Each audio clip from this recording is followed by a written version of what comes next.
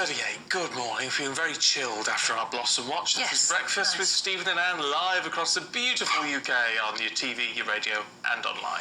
It's time to go through the papers now, and joining us this morning, journalist Ella Whelan and author Nick Tyrone. Very good morning to you again. Happy St George's Day still. Hi. Right, where are we? We're looking at the papers, and Ella first, looking at the economy.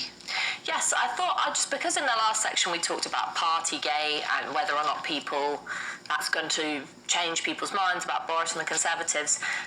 This is a bit of a counter to it, with Katie Balls in The Eye talking about the fact that actually, rather than Partygate, it seems that not just in the UK but across the world, in America, indeed in France, in relation to the elections that you were just talking about, that it's the cost of living, rising prices and the economy that really is what is defining voters' opinions on whether or not they like the governments that they have. And she quotes a YouGov poll that was released this week that found that 67% of voters think that the government is handling the economy badly. Actually, I'm surprised it's that low. You think it might be higher, and that 74% say the same for inflation. She also points out, that there is a kind of interesting trend happening in different countries. So, the fact that you were just talking about in France, despite the fact that you have, as you said, a centre-left current president who has a more right-leaning economic policy, you then have a very far-right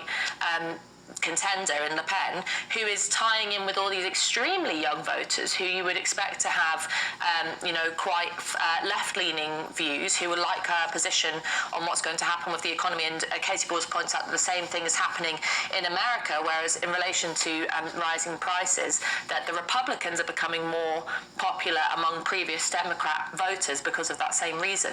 So it's just interesting to note that lots of people, I think, suggested that populism is dead, or that discussion about that we're all sort of obsessed with the culture wars these days, and that actually nothing substantial really matters. But when it comes down to it, the cost of living and how much money people have, how much they earn, is always going to be a driving factor. And I think lots of current prime ministers and presidents have forgotten that is How central. can they forget that? Well, it's so fundamental to us. Or either maybe forget is a generous word, maybe I actually mean that they're ignoring it. Yeah. Is it because they are so out of touch? And why are they out of touch once they're in power? It's sort of so common sense to say at the moment everybody's worried about the cost of living. I don't know, a lot of these people, though, they just don't quite live in the same world. No, exactly. I think that's part of the problem, is they don't quite live in the same world. But I think it's significant how much the culture war stuff has overtaken everything. And so you have someone like Le Pen who actually has created a lot of economic policies trying to directly target left-wingers, and actually sort of set herself up economically to the left of Macron. So, which is interesting for someone we call the far right. Yes, it is, exactly. It's astonishing. It's clever. Politicians sometimes use their nous, and Boris Johnson seemed to have done when he was in India. This is in The Eye, Nick. Yep. That when India offered for Boris Johnson's tour there, offered the use of a Russian helicopter, which would have been incredibly bad optics. It would have been terrible. But someone there had their eye on the ball. Yeah. Who spotted it? Probably it doesn't actually say. It doesn't. I'm sure it's one of the special advisors. It would have looked terrible, wouldn't it? But I mean, one of the interesting things is what it highlights is actually how difficult some of this terrain is. So obviously Boris has gone over there trying to get a trade deal with India, and then suddenly you have this disconnect. So you've got this problem is trying to go over, be friendly, get a trade deal, but then the government having to say, well, actually, we will close loopholes on stuff going from India to Russia as much as we possibly can do, which conflicts with the whole idea that you want a trade deal. So it's very difficult it's a difficult world at the moment, because as we know, India they're much friendlier, let's say, with the Russians than certainly any of the Western powers. When this helicopter was spotted as Russian, what did they then replace it with? Does it say? It doesn't actually say, so it's not really clear how the Prime Minister got to the factory, which was 60 miles outside of Ahmedabad, so they must have come up with something. Yeah. Yes. Hopefully a Range Rover or something. Yes, or something like that. That's a British company built in, or is it a Indian company built in. Well, that's what he was talking about in his speech. Anyway, it's partly English, partly. But that would have been absolutely disastrous for Johnson, and that would have gone down as his mistake, wouldn't it? That would have gone. It would have been all papers today saying what a stupid move. Let's talk about technology, I mean, I'm a huge fan of technology. It's fabulous, and when it's put to good use like this in The Guardian, Ella, they're talking about this new AI tool which can help look at cancer and whether it's likely to recur or not. Yeah, we need some good news, and this is really fantastic news that there's a lot of hype about AI and, algorithms and things like that. I think they get a bad press when we're talking about them in relation to social media, things like that. This is where they really can change lives.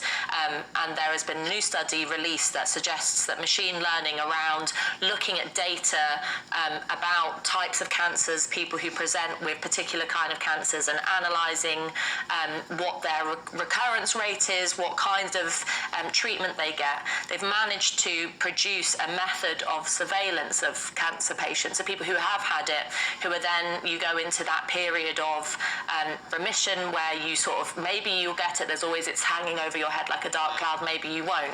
And this new AI tool will be able to pinpoint far more accurately whether or not someone needs monthly scan, yearly scan, 5-yearly scan, and that plays both ways. So the main benefit of it is that it will potentially highlight recurrences much quicker, so that if a tumour does begin to present itself again, doctors can get right in and remove it or treat it with radiotherapy. But also for those patients who recurrence is less likely to happen, it means that they can have less scans and live more of a normal life without the fear of having to go in and, all that rigmarole of going to the doctors, which no one enjoys. So there was news earlier this week about a new change in a different kind of study which looks at the way in which genome sequencing can suggest new causes for cancers, that they've found all these kind of footprints in DNAs that, not just in relation to lung cancer, not just smoking and diet, but other things. So they're just finding out so much more using AI and using the kind of access to data.